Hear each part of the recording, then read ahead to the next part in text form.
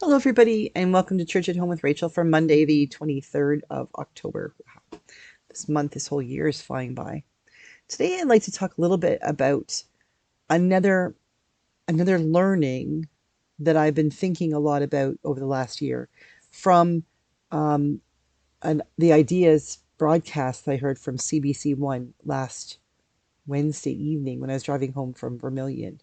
The speaker was an Australian speaker who was speaking, giving the Boyer lectures in Australia, I believe a year ago, in a lead up to in his education piece of helping Australians understand why it was important to vote yes for the referendum, which we know did not pass. People voted no. But he was talking about something that's been on my mind a lot. Before I tell you what it was, I'm going to share with you what's been on my mind a lot. In the last couple of years, I have become more and more um, disenchanted is not a strong enough word. Actually become quite angry with our political system, not just in Canada, but around the world, as we stopped talking about, at some point in history, the recognition, the ability for our government to be simply our government. When I was a child paying attention to politics, I remembered when I was 6 years old, the Quebec was going to have a referendum to leave the country. And I remember getting up early one morning. My mom was working nights, so I would get up early before she came home and I'd have my breakfast and get dressed and ready for school. I don't know why I got up that early, but was watching, I turned the TV on to watch whatever it was, the cartoon or young person's child show that I would watch before she got home. And the news was on, and they were talking about Quebec wanting to separate from Canada. And in my mind, I was imagining a picture of Canada, a map of Canada, and a whole bunch of little French people with shovels digging out Quebec from Ontario and New Brunswick and the St. Lawrence River, and and and and really worrying about how does that work? How would we beat Canada if Quebec moved? And in my mind, at 6 years old, I thought 1977. I was thinking that they were actually going to physically move. I didn't understand the the the um, the ins and outs of politics, etc. But through the years, I remember paying a bit more attention then about what does this mean, and recognizing that we talked about, especially in school, on the odd time that we talked about government and sociology and or society and things like that in class, global affairs or current affairs. We didn't talk about the Trudeau government, meaning the Pierre Trudeau government, and we didn't talk about the Clark government or the Liberal government, the Progressive Conservative government. We talked about the government of Canada. But then, as the years went on, I began to notice that we really started, and in my mind, it really was, it started, I think, that I remember the Mulroney government and the Chrétien governments and the Harper government. It really, really came into my understanding under Stephen Harper when it was no longer about being the Canadian government, it was the government of the party that was elected in, that was ruling. And it really became an us and them situation. Hadn't given that too much thought, except the fact that sorry, I was going to swear, it has bothered me intensely in the last few years that we cannot find ways to work together because we are consistently and always beating each other up about which party we belong to, which one do we support, rather than recognizing that if we were smart and recognizing we're all in this together, we would be we would be supporting the government of Canada, the government that rules for all people, for the benefit of every citizen, not just for the benefit of who does that party best represent. Because to be quite frank, none of the parties, including the NDP in Canada, truly, really well represent the homeless, the people who are illiterate, the people who are working their butts off and still don't bring home enough money to pay the bills. We need to have a government that does all those things, but I digress.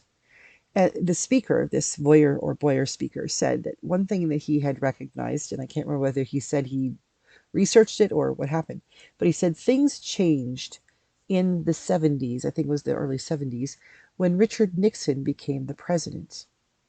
And his campaign manager created something called the the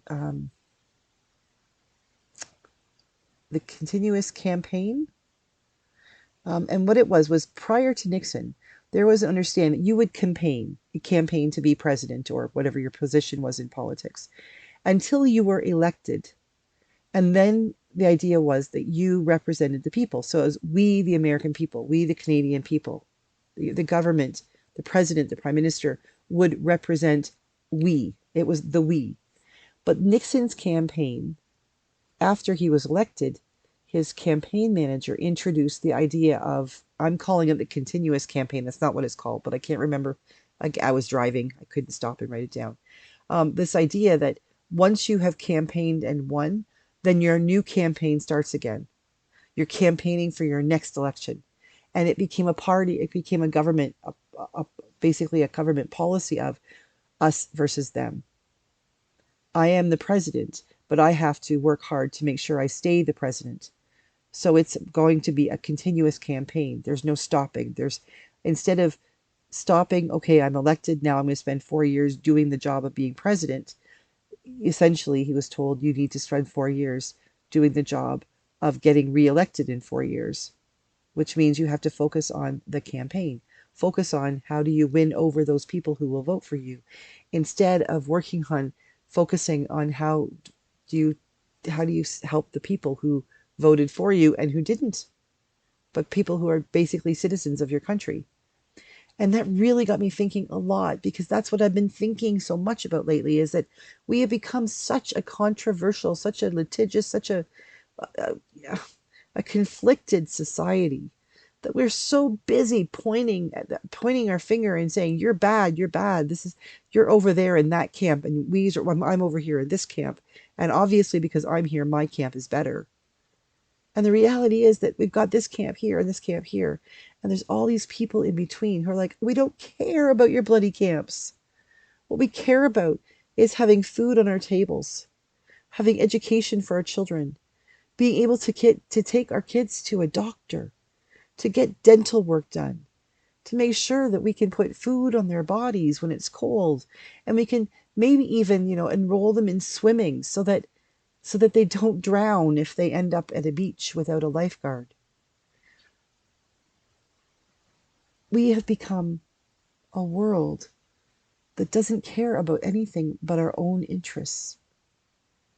And what we're discovering, I think, what we're truly discovering over the years, and it's happening faster and faster and faster, is that when we pay attention only to our own interests, we don't actually pay attention to them at all. Because as human beings, we are communal. We need each other.